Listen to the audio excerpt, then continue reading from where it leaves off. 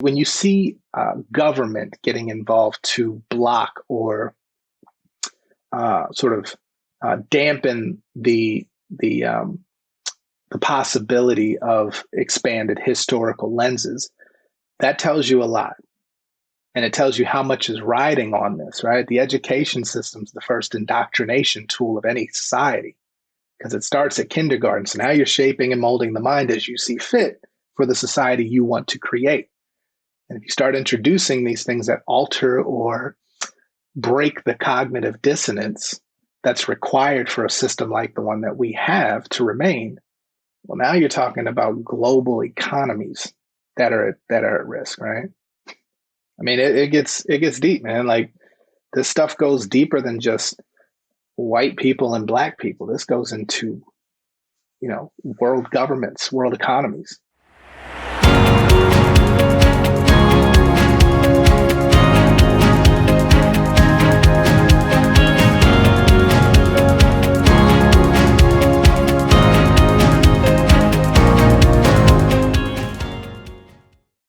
Today we have DEI truth teller John Graham Jr. on the show. I met John just a few months ago, but from our very first meeting, we clicked.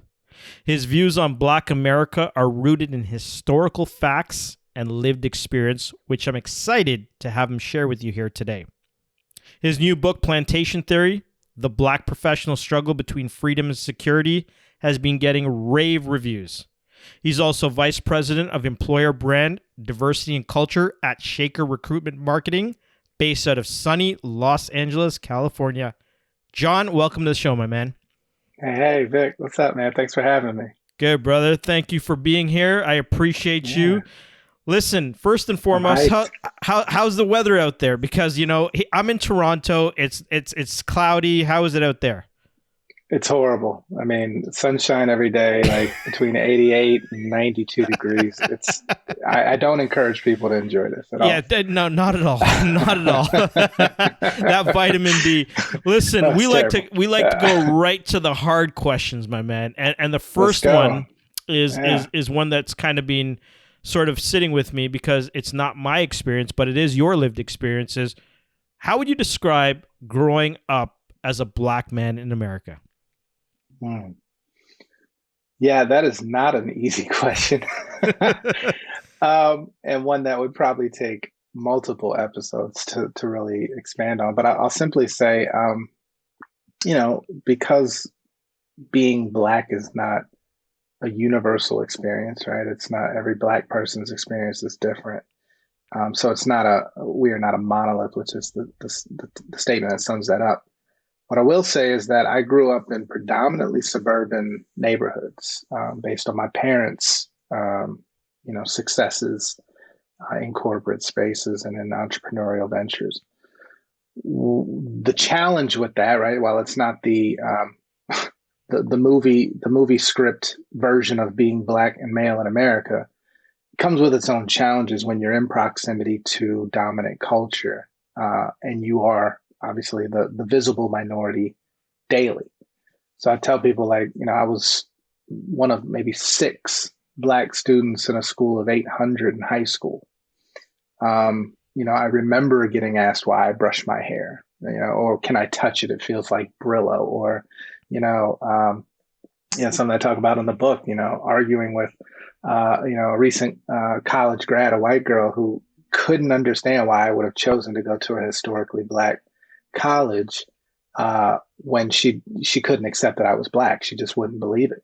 And so it's a varied experience when you're light skinned and Black, and so you're not necessarily dark enough to be immediately threatening by visibility, right? But then also not light enough to be, or not white enough to be automatically accepted. So my experiences were vast and varied, but I certainly experienced otherness on quite a common basis.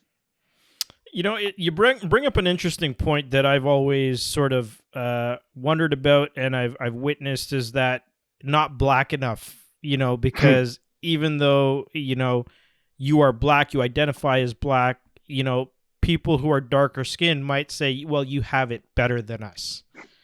Oh, colorism. Oh, colorism. Color. Yes. So that's what it's called, eh? Colorism. Oh, that's right. Yeah. Yeah. I mean, look, there's the dirty parts, the underbelly of American chattel slavery are the products of the slave master's desires, right? And so, you know, I always say there's no pure black person in America, right? Nobody is without some intermingling within the family line.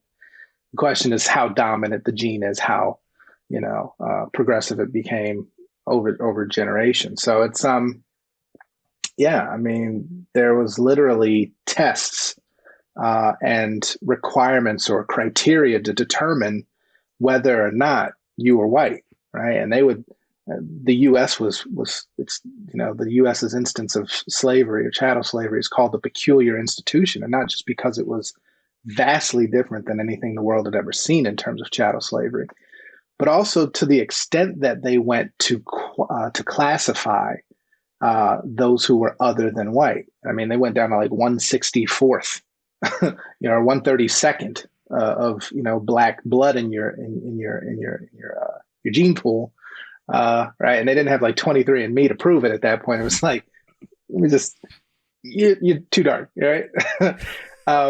But these are the things that then create a whole class within an underclass. And so the closer you are to proximity and visibility to whiteness, there were different treatments, there were different advantages or disadvantages, depending on which environment you're in or trying to traverse. Very interesting. And like I said, it's something I've always wondered. And that's something about you. You break things down in a way that people can easily digest and understand. And part of that is rooted in some of the history you spoke about with your parents and sort of the pedigree that you come from. Do you want to maybe dig into a little bit about sort of where that is and what that pedigree was like and what it was like to go to that very black institutional college? Yeah, for sure. Yeah, I'm pretty proud of it. I mean, like both sides of my family have a long line of educators. In fact, my grandmother on my father's side and my grandmother on my mother's side went to the same teachers college, Cheney University, and who knew that they would later become in-laws. But yeah, it's like from the education side to the entrepreneurial side.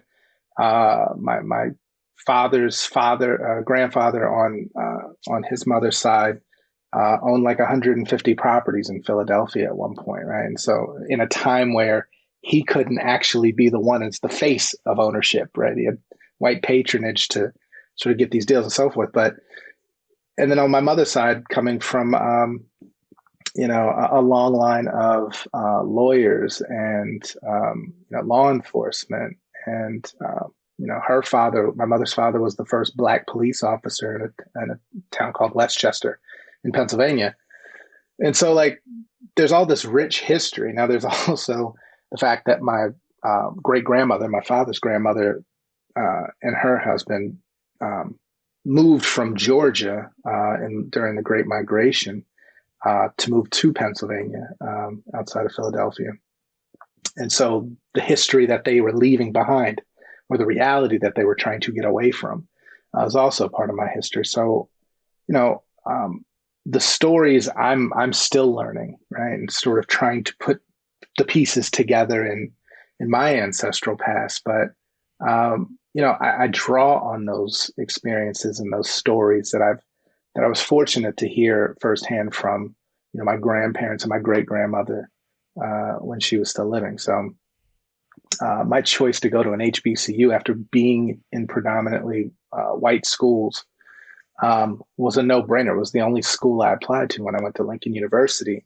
My mother and father met there. I had aunts, uncles, and cousins who graduated from there, great aunts and uncles who graduated from there. And it being the oldest degree granting historically black college or university in the country, there was a sense of pride just in that itself, right?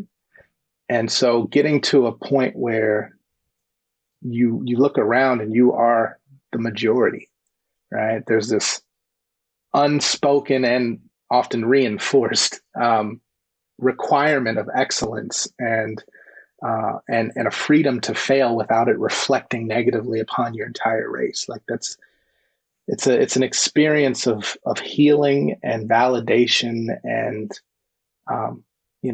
instillment of pride that I think most who don't go to an HBCU couldn't understand.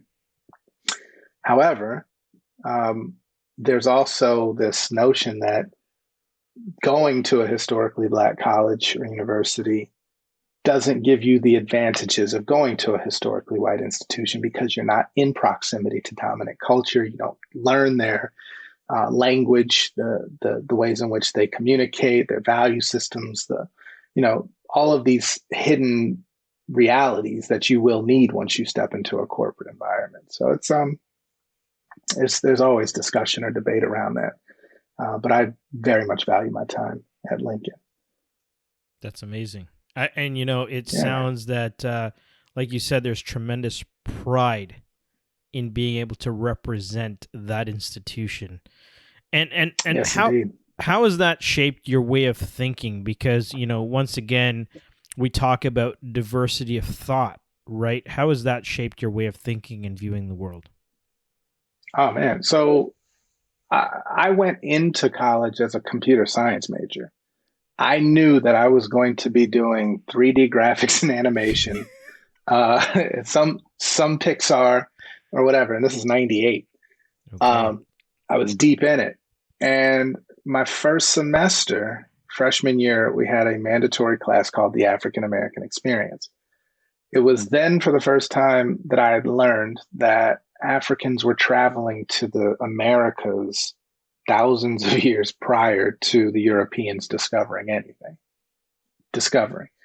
And that there were trade routes set up. There were exchanges of culture. There were, rooted communities of Africans who had decided to settle and stay. And my mind is blown. I'm getting exposed to African contributions to civilizations hundreds of thousands of years prior to what we know as the start of African, history, which is with the transatlantic slave trade, if you're taught in American schools. And so it was at that point, I think, like that Thanksgiving break, I went home and I told my parents I'm changing my major to African studies. And they laughed at me lovingly. And they said, that's not going to make you any money. So, I joke now and I'm like, it looks like I played the long game, huh? It worked out. But to answer your question, I've carried that sense of exposure and sort of inclusion of a history perspective that most don't get into the work that I've done in corporate spaces, which has helped me as I found my passion and my purpose, which was, connecting these dots between history and modern day reality in a way that we can now have dialogue that's devoid of political agendas and, personal, feelings and emotion, and let's deal in fact, right? And then we can talk about your feelings around that, but if we're not even on the same page historically, if we're not speaking from the same page of, common language, the conversation is going to be really hard. So I try and, leverage all of those, exposure opportunities that I can into the work that I do today. That's amazing. And I think that, talking about the long game, you're absolutely right, because there's very few people that I've spoken to on this subject in America that are as intelligent as you. So, you definitely, you pull a lot of that. And I'm just being honest with you, right? And I'm not saying I'm a subject matter expert by any stretch of the imagination, but I listen to what people have to say. Do they make sense? Are we talking emotionally fueled conversation? Are we talking about things that, are rooted in fact? And then, like you said, discussing from there the nuances of the approach on how you're going to look at, sort of people's lived experience and generational trauma and things that we talk about internally, right? So I think that's really awesome. There's something that happened recently, and I just kind of, you know, based on what you were saying about how you felt, Thanksgiving, talking to your parents, we just had the 4th of July. And you posted something on LinkedIn around, instead of wishing me a 4th of July, and you sort of expanded on the history. Do you mind sharing that with myself? Because I only know it Mm, as what it is, sensationalized or in the media, if you will. I'm not sure sure. about the lived experience of Black people in America. So can you share that with me? Mm, yeah. Well, look, I mean, this is an evolving conversation, right? 2 years ago, Juneteenth wasn't a conversation for most people, white or black. But now, sorry, now what we're talking about is this. I want to say it feels like a mass awakening or just a mass moment of honesty where, you know, the words of history are coming into modern day reality as reminders. I simply stated that, look to the words of Frederick Douglass, who gave an address on the 4th of July in 1852. All right. So this is pre, um, you know, Emancipation Proclamation. This is pre Civil War. So he, at great risk to an all white audience, basically said, "This ain't my Independence Day. Like, we got people who are enslaved on the outside of this hall where I'm talking to you, and yet you're asking me to give you a speech on the meanings of freedom in celebration of independence. The ultimate contradiction. And to be courageous enough to have that honest dialogue, which was his brand, completely on brand. But I don't think people realize how like detrimental making a statement like that at that time, right? Like now you might get blasted or canceled on Twitter for saying some stuff like that, but far worse could have happened to Frederick Douglass. So it comes down to this notion of, are we celebrating things out of ritual rather than consciously thinking about what we're being asked to celebrate? If we're talking about celebrating the country's independence from Britain, okay, well, we also have to look at what racial frame we're viewing that celebration through. Because the only people who got independent in that war were white people. That is what it is. And then they went on to found a country for white people and set up a whole bunch of rules and systems that would support and benefit and advantage white people. So what we're seeing now is this mass recognition, I think, that our history isn't necessarily as inclusive as everybody would like to rewrite it to be. And they're choosing to determine what activities they're going to participate in. Can we just call it a day off? You guys celebrate the 4th, cool. Like there's people who weren't really feeling Juneteenth, but they gladly took the day off. Cool. But let's have that honest dialogue. And I think now there's starting to be a challenge to the status quo, early, education indoctrinated norms that we've all grown up with and have just participated and followed because it was reinforced through every facet of society. So now it's all being challenged. Thank you, man. Like that's just very eye opening. And for our guests and listeners who don't know what Juneteenth is, do you want to maybe Mm, share what that is? yeah, Because that's not something, like you said, 2 years ago people had never heard that term. yeah, good point. Yeah, Juneteenth is celebrating the June 19th, 1865 Declaration of Freedom to the slaves, the enslaved people in Galveston, Texas, who hadn't heard the news that 2 years prior, almost 3 years prior, uh, Abraham Lincoln had signed an Emancipation Proclamation, essentially setting enslaved people free. However, what some people will say, most people will say, because the headlines read so, is that it marks the end of slavery, which is historically inaccurate. There were still states who were very proudly disobeying an Emancipation Proclamation and participating in slavery well into post 1866, but with the advent of the 13th Amendment, which legally made slavery illegal in the United States. So, um, it's a recognition, I think, to freed people in Galveston, Texas, but all who were formerly enslaved or descendants of formerly enslaved people, you know, have an opportunity to connect with their history in a very different way than what's historically has been, you know, proactively shared or even authorized to be shared on a mass scale. I mean, to see it enacted as a national holiday showcases, I think, you know, an advancement in the dialogue. I don't necessarily know that it's progress, right? But it is an advancement for sure in conversation. That's amazing. And you've always had a pragmatic approach to sort of what's happening in the world, and it's something I've always appreciated because let's be honest, we know there's some challenges. We know some things need to be fixed, and That's right. you're doing your part. And part of that is this new Yeah. book, which I'm excited to Yeah. talk about. I mean, I've been seeing it all over social media. Yeah. The other day, I saw a Harvard University professor sort of like say, "This is amazing, this framework," and she had a bunch of notes, and I'm like, I know that guy. Yeah. Right? So, tell Yeah. me about why did you decide to write this book? What is it all about? So Plantation Theory, which is the eye-catching, scroll-stopping headline, is actually secondary to the reason why I wrote the book, which is the subtitle, which is The Black Professional Struggle Between Freedom and Security, which, Plantation Theory is a club I run on Clubhouse as well, which you've been a strong voice in there. But that struggle, between freedom and security, and that's what really drove this conversation, where I saw firsthand, not only personally, but colleagues that I worked with, my parents.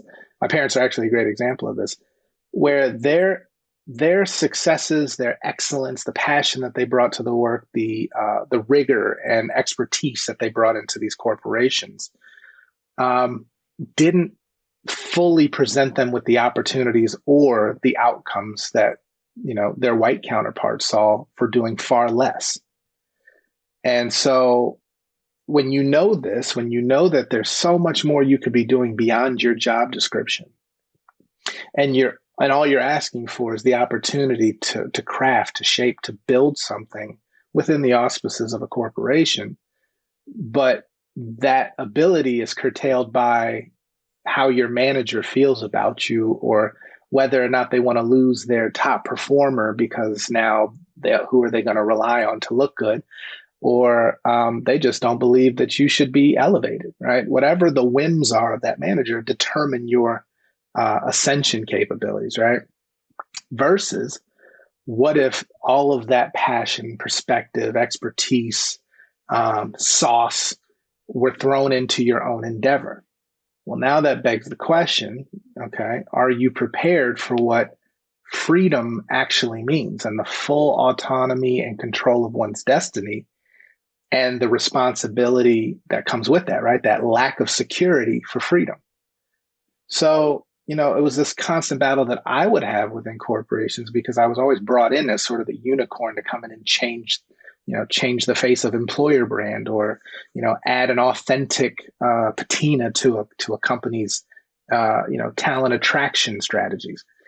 But then the moment that started to become bigger than what they thought it could be, or what they knew it could be, and the spotlight, the visibility, the rapid change that comes along with that human-centered work becomes a threat, right? It becomes outside of the status quo. You have to deal with bureaucracy, and people want you to play that game.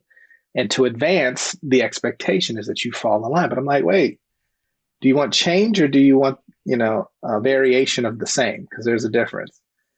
And so you start to work through that. And so the book came about as a result of seeing so many stories that were so universally similar, in fact, almost verbatim, independent of each other, that I said, these voices need to be heard, these stories need to be told, and a platform needs to be provided to really examine the lived experiences of Black professionals in corporate spaces. I love that. I Yeah. absolutely love that. And it's very much why we started this show, because we're centering on lived experience and, sharing that commonality, if you will. Because, I'm going to start something, and I think you might be able to finish it. Work twice as hard, For half the credit. right? Yeah. And I mean, it's funny because these are sort of universal um, ideologies, if you will, Mm. Hmm. within immigrant communities, BIPOC communities, Black Mm. communities. Um, Yeah. how have you felt in terms of the education? Because I feel like a lot of this centers on our own education. Like, how do you feel about Mm. that conversation? Well, the book was meant to educate, um, because I feel like there's a lot of gaps in where we're starting the conversation when it comes to DEI. What I mean by that is everybody wants to focus on what, right? And then move immediately to how. But nobody ever stops to talk about why. And I think why is where we have the most work to do, because why has been hidden for most people intentionally for centuries, right? This entire construct is built on the dominant um, class or caste not knowing why they are the dominant caste, but just willingly, unwittingly accepting their role and position and privilege and entitlement and not questioning it, because how do you explain water to a fish? At the end of the day, the fish only knows water because there's no contrast of land. So at this point, we need to start introducing some contrast. And I think that's what you're seeing. So educationally, you're seeing things like the 1619 Project and critical race theory being the headlines of, local school boards vehemently rejecting this in their curriculums, and for reasons as simple as they don't want their children to grow up thinking they're racist. Like, this is the reason why they're denying their children access to a broader aperture of history, because they don't want them to feel like they're racist. But even in that statement alone, showcases the racism in the reality there. Um, so I think there has when you see government getting involved to block or sort of dampen the possibility of expanded historical lenses, that tells you a lot. And it tells you how much is riding on this, right? The education system's the first indoctrination tool of any society, because it starts at kindergarten. So now you're shaping and molding the mind as you see fit for the society you want to create. And if you start introducing these things that alter or break the cognitive dissonance that's required for a system like the one that we have to remain, well, now you're talking about global economies that are at risk, right? I mean, it gets deep, man. Like, this stuff goes deeper than just white people and black people. This goes into, world governments, world economies. Power and privilege. Power and privilege. It, it doesn't usually, relinquish itself, easily. We've had many, a conversation, and that's, like I said, why there's a tremendous amount of respect for you, because there's a greater understanding over what's happening in today's world, right? And I think that in a post George Floyd era, there has been so much conversation. But even the other day, someone mentioned that I feel like it's sort of losing its steam, right? And Yeah, yeah, for sure. it's unfortunate. Let me ask you this question. What was what are some of the biggest challenges you found living in the skin that you're in? When you operate at a high level, meaning you're always looking from, I'll speak for me. I'm always down the street and around the corner on things, right? Like, I'm up ahead seeing what's coming and coming back and letting everybody know. That is often one of my greatest gifts and one of my greatest curses, because there's a lot of people who don't assign credit or value to what you're saying because of what you look like or because of what it threatens. The issue becomes when you are aware of either reason and you can't do anything about it other than choose to be somewhere else. One of the one of the great quotes that I've come into knowledge of in the past few years. It's from a woman named Caroline Wanga, who was formerly the chief diversity officer at Target companies. And she said, if who you are doesn't fit where you are, change where you are, not who you are. And it resonated so much because it spoke to this underlying principle and concept of authenticity. But at the end of the day, authenticity for Black folks in corporate spaces can be a liability. And so you have to really be keen on what fight you're willing or you deem worthy to fight in the first place. And is that the right place to have that fight? Is that the hill you want to die on, as they say? So living in this skin that I'm in, and I'm keeping this in the work context, because the societal aspects of being Black in America, you have very little control over, right? You can choose where you work. You can't choose when you get pulled over.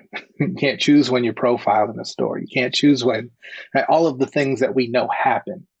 But where you work, where you're supposed to express your deepest passions and talents and, to receive compensation that's, commensurate to your skill level and capability, you have a choice there.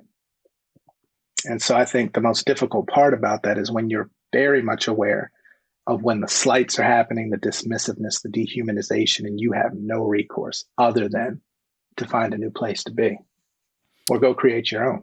Has that happened to you in corporate America? I wrote a book about it.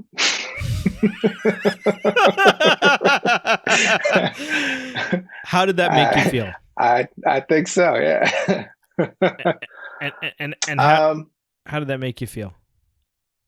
Yeah, I mean, it's unnerving, man. It's unnerving. It's like being in a room full of crazy people and you feel like you're the only sane one.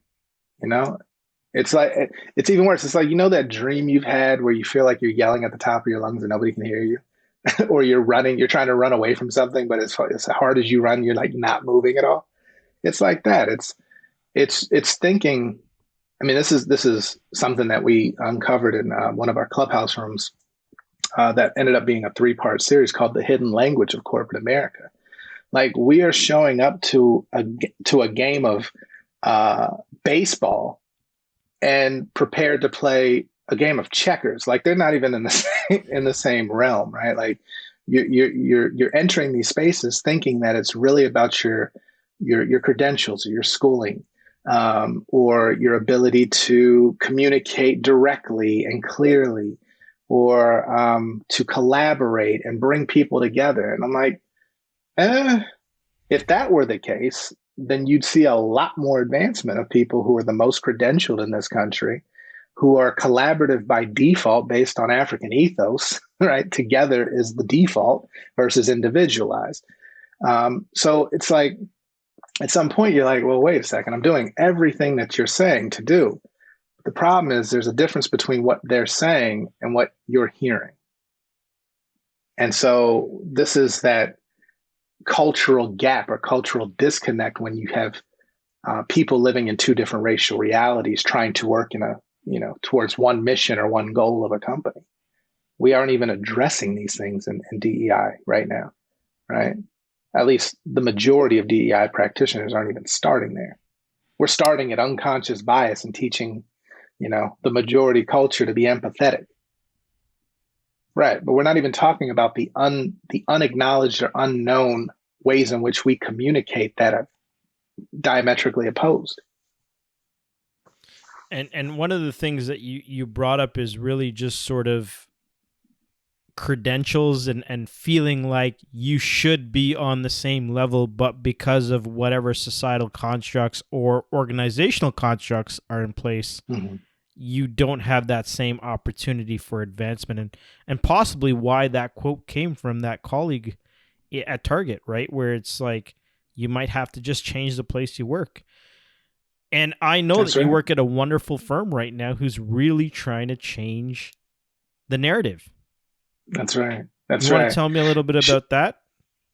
Oh man. So Shaker has been Shaker Recruitment Marketing has been, I think, a model for what um, working relationships should be, right? And if we think about, um, imagine if your company supported your entrepreneurial endeavors that actually benefited the company. Like that construct is it's not common, you know. So I've been fortunate in that Joe Shaker Jr., president of the company, and I were friends, right? We had a great relationship. I was a client for damn near 8 years, and built global employer brands with Shaker as a client. And so when I started to see a shift, maybe in like 2018, and the recognition that employer brand and DEI were these two shops that never really connected or worked together, but they were so integrally critical to each other that I said, at some point, and then I'm seeing as an employer brand practitioner, I'm going to all the conferences, I'm speaking on all these circuits, and I'm seeing a majority white and female um, crowd and speaker lineup. And yet we're here talking about presenting companies authentically and showcasing the culture. And I'm like, but how are we doing that if we're not incorporating the principles or the strategies of DEI in how we recruit talent? How do we speak about the culture in its full sense, not just the champagne and roses? And how do we get past these tokenized career sites with only like an equal ratio of black, white, brown, yellow? Like how do you really get to the crux of who your company is to help marginalized talent make informed decisions on whether they wanted to join there? And Joe shared the vision. He saw it. He was like, you know what? I think you're right. A ton of clients are asking us to build diverse and inclusive employer brands. And he's saying, well, is your culture diverse and inclusive? And it's a simple question, right? But people don't think like maybe our marketing should match reality, which I, as a practitioner, digital marketer, and brand builder, couldn't sleep at night knowing I'm building a brand that doesn't reflect the reality of what's experienced. So made that happen. I joined early 2021, and I'm pleased to announce that we just launched our new DEI offerings and lived experience based approach to employer branding last week, July 7th. So it is now available for the world, right? Global clients and companies that are intent on building diverse and inclusive employer brands to attract, engage, and retain marginalized talent. So I'm thrilled, Congratulations. man. Congratulations, man. And are Thank you, my you friend. leading the charge on that? I am, yes, yes. So I lead a team who does employee value proposition builds. We build employer brands, and then we've actually baked in what's actually something I created called the Lived Experience Survey, which produces a lived experience index score. We bake that right into the way that we build employee value propositions. So if you're thinking about how do you get a pulse on what your employee culture is or your company culture is as told through your employee lens and your leadership lens, but now we're adding a third dimension. And what is your culture like as experienced by marginalized talent? And so the question set is so robust. It goes beyond anything an engagement or a pulse survey does, which typically gives skewed views of a company culture because it's like 3 to 5 culture questions that are so light and surface that any majority voice will drown out the marginalized.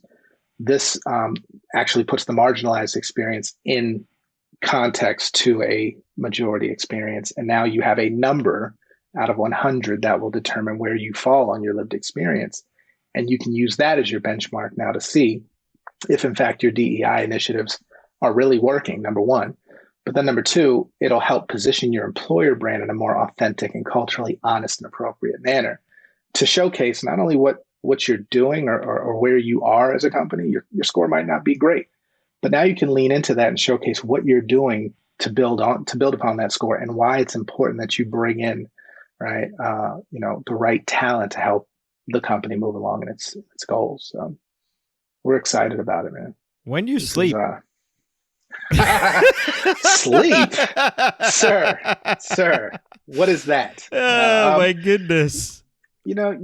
I'm fortunate to have a great team, great support. My wife is absolutely.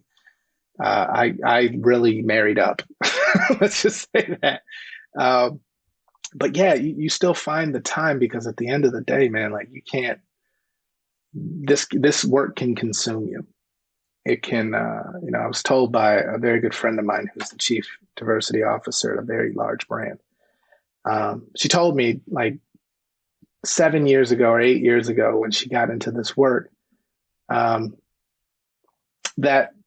DEI is, or when I was getting into this work, sorry, DEI is one of the loneliest, thankless, disappointing, depressing jobs you'll ever do. But she said, but just for the opportunity to even make the smallest of progress, it makes it worth it. And it's true, especially when you're Black and you have a vested interest in the success of it, right? You know that you're not going to live to see the benefits or the fruits of the labor, as it were, but you're working for generations beyond you, that this shouldn't be a problem, right? If in fact we're even slightly successful. I love that, man. And, we've always connected on lived experience, because it's been our lived experience walking through this world and the skin we're in. And we have children, and we talk about sort of why this is important work and all of that. And you bring up a really great point that, I hear it from a lot of people. They're hurt. They feel burnt out. They are challenged when they go to work every day. And it's difficult. And even for us practitioners, if you will, or people who engage in this work on a day-to-day basis, it's not easy making change. So why did you get involved in this thing, man? Because I mean, let's be honest, like you got the 8 year ago, don't do this. I didn't get that talk. So I mean, tell me why are you doing this? That's a great question. I question that every day. Now, it's one of those things where it's not something you actively choose, right? And it's cliche to say this was my calling, or this, I didn't choose the work chose me. That would be too easy. But at some point, you recognize where your worldview, your background, your training, your education and family, conversations, all of those things start to align to a point where you can see a gap and you can see a way forward that isn't or hasn't been done. And it's very rare you get those opportunities, right? It's almost like inventing something that everybody's like, God, that's so simple. Like, why didn't I think of this? Or I had that same idea like 10 years ago. I'm glad to see it's finally here. Well, it's the opportunity to act on seeing that gap and then having everything aligned to be able to then, move forward on it. So for me, I was completely fulfilled by doing employer brand, right? I could have been cool with just that. But when I realized that what I was doing was differentiated even amongst my peers, and that was going in to tell these personal human stories as a means of connecting prospective talent to existing employees in a way that hadn't been done through like documentary style filmmaking. And so as you get to hear these stories and you're seeing like the people behind the work, but then something happens like, Philando Castile gets murdered on Facebook Live. And then you come back to work and nobody's even talking about it. Or the countless names and incidents of police brutality or, state murders.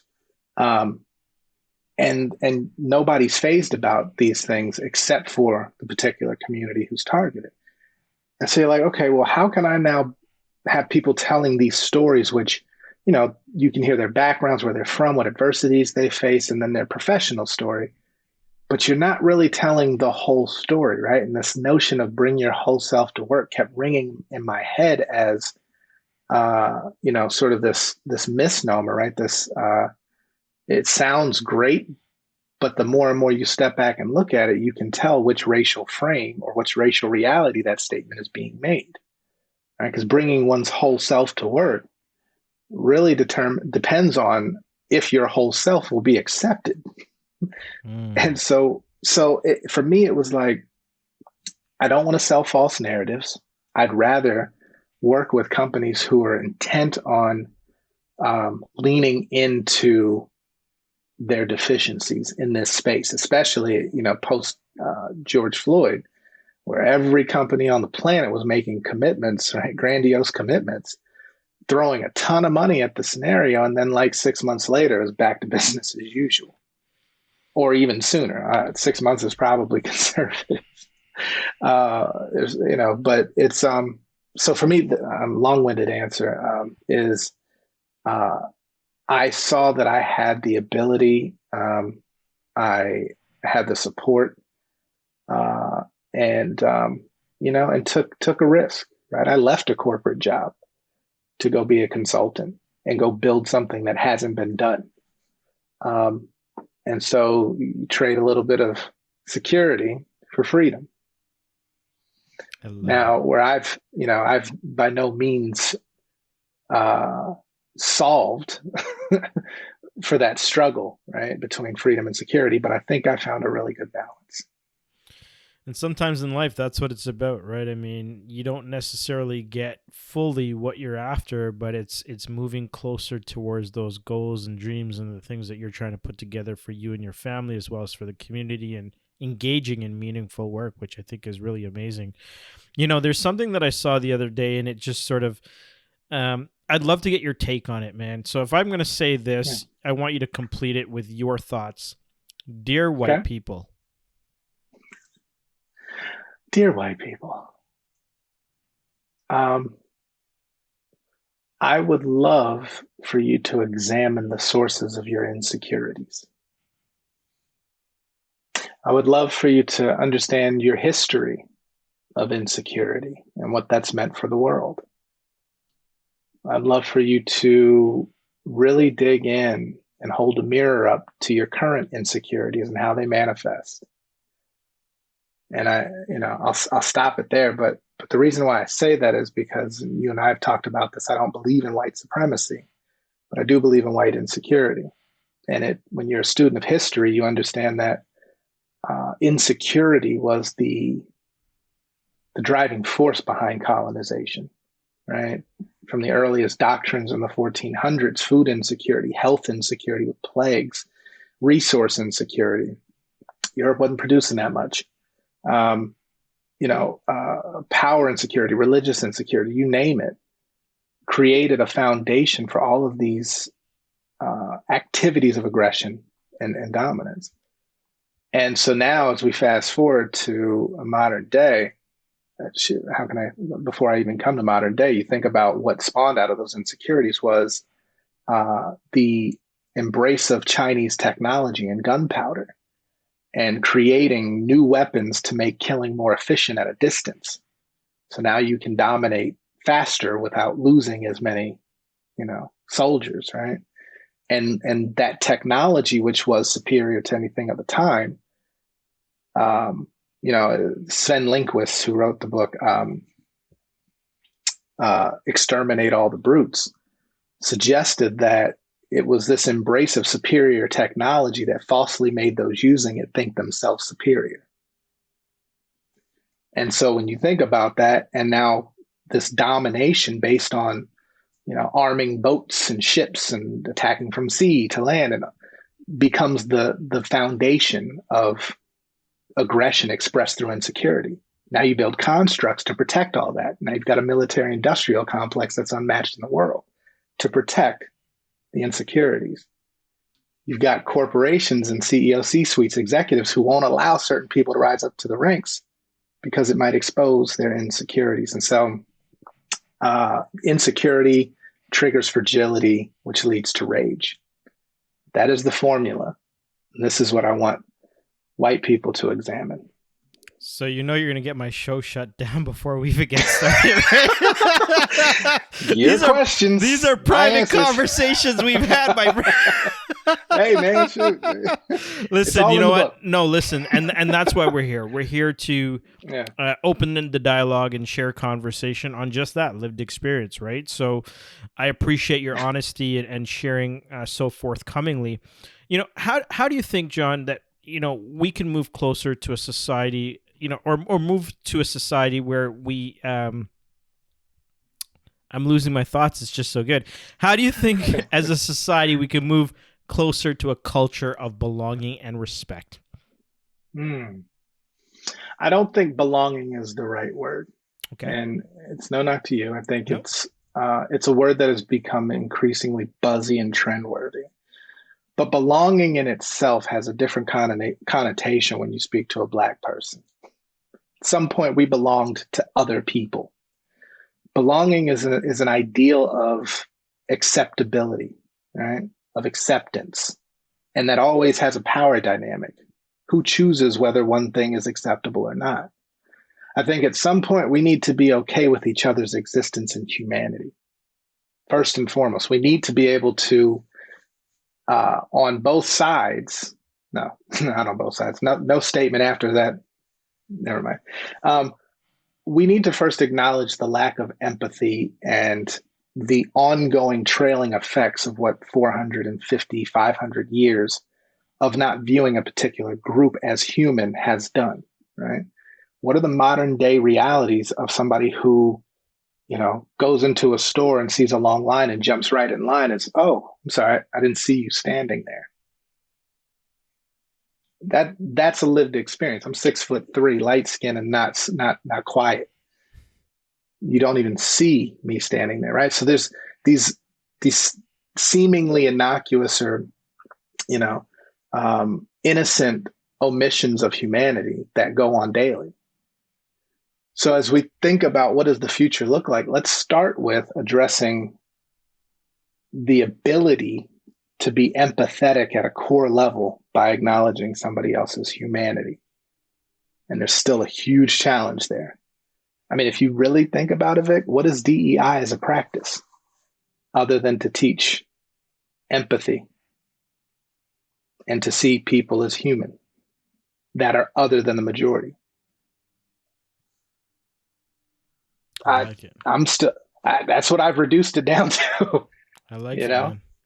Yeah. And listen, that's the thing, is that we all have our own, thought leadership around how we feel this thing should play out. And there is no knock to me, and there is no knock to you. No. It is our opinions, our lived experiences, and our knowledge that we really bring to the world. And I always appreciate your perspective, because I do not live in America.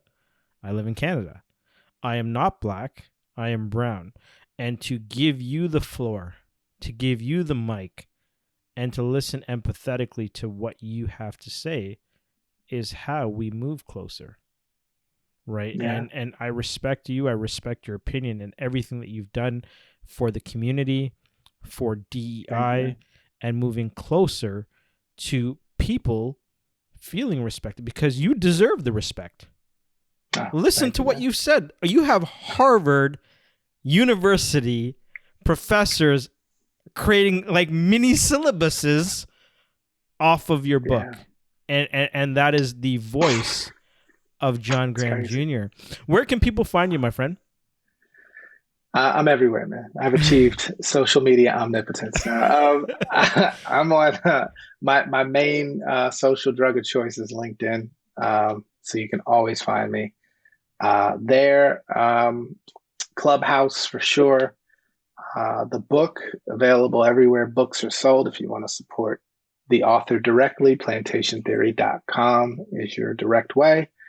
But yeah, man, I'm always looking to connect. I'm an inherent connector, bridger between aspiration and opportunity. So I'm always here to engage, man. So, and I'll sleep later at some point. Amazing. I have a curveball for you, though. Shoot. A question, Okay. random. All The right. term black and brown, all right, gets used a lot. You hear black and brown synonymously lumped together most times when people are talking about diversity. My question to you as a brown man, have you ever heard brown folks say brown and black?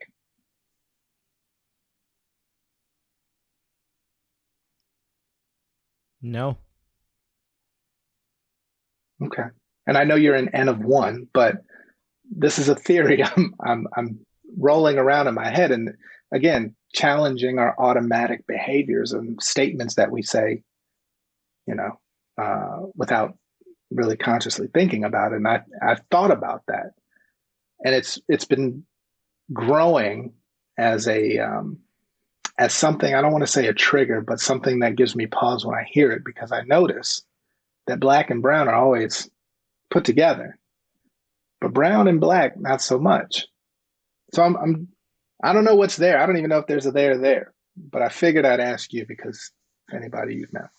Well, listen, I mean, like you said, I'm just one, and that was sort of in my immediate recollection. I can't think of it, but I actually have some thoughts that I think we should probably sidebar on, because once again, that's how we get better. We get better by having these very real conversations, by coming up with our own ideologies and thought processes around the world, because even for me, I've had instances where I'm not feel like I can bring myself into the black and brown conversation because I'm not black enough, even though I'm a person of color, right? And and that's why I talk a lot about that respect and that belonging, because, once again, I'm not saying that I'm right or wrong. I'm saying that I know what it's like to not feel like you belong. And regardless of the color of one's skin, their religion, their personal beliefs, their sexual orientation, I think that's all we really want, man, is to not feel like we're having that dream where we're screaming at the top of our lungs and no one hears us. Right? So, dude, today was just real, man. Today was real. And there are none, in my opinion, and who I've come across, more realer than you, because you keep it straight, you're open-minded, you engage in discourse, and it's always a conversation and good vibes, and I feel like I always walk away with something. So there you have it, folks. The truth according to John Graham Jr. Thank you for being on the show, my friend. Oh, the pleasure is mine, man. Thanks for having me. Absolutely. Always a pleasure. Absolutely. Thank you so much for listening. Our show is sponsored by Discourse. We build belonging into the DNA of DEI. You can visit us on the web at discourseagency.com or check out our YouTube channel, Discourse Agency. Make sure you hit that subscribe button, leave a review, drop a comment, and most importantly, share it with a fellow human. Thank you so much for your support. And remember, your truth is your experience. Bye for now.